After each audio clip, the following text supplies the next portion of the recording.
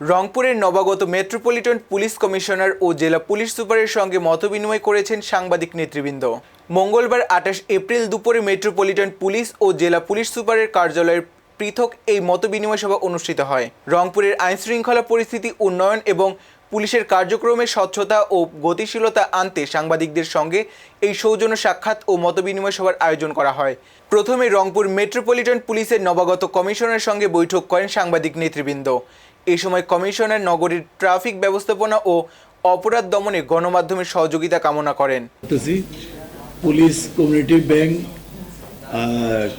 এরপর জেলার নবাগত পুলিশ সুপারের সঙ্গে বৈঠক করেন সাংবাদিকরা। সভায় জেলার প্রত্যন্ত অঞ্চলের আইনশৃঙ্খলা রক্ষা এবং মাদকের বিরুদ্ধে জিরো টলারেন্স নীতি বাস্তবায়নে পুলিশের অবস্থান তুলে ধরা হয়। বিএফইউজে ও রংপুর সাংবাদিক ইউনিয়নের নেতৃবৃন্দ বলেন, পুলিশ ও সাংবাদিক কাঁধে কাঁধ মিলিয়ে কাজ করলে সমাজ থেকে অপরাধ নির্মূল করা সহজ হবে। বিশেষ করে কোনো নিরপরাধ ব্যক্তি যেন হয়রানির শিকার না হয় সেদিকে সজাগ দৃষ্টি রাখার আহ্বান জানান তারা।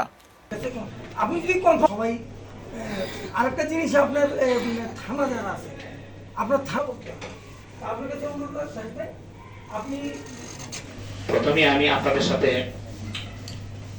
এই মতবিনিময় সভার আয়োজন করতে চেয়েছিলাম, কিন্তু আপনারা সবাই অবগত আছেন যে রংপুর জেলা পুলিশে trainee recruit constable TRC recruit পরীক্ষায় থাকায় আমি কয়েকদিন খুবই ব্যস্ত ছিলাম, যার ফলে একটু সময় লেগেছে আপনাদের সাথে মতবিনিময় করার জন্য।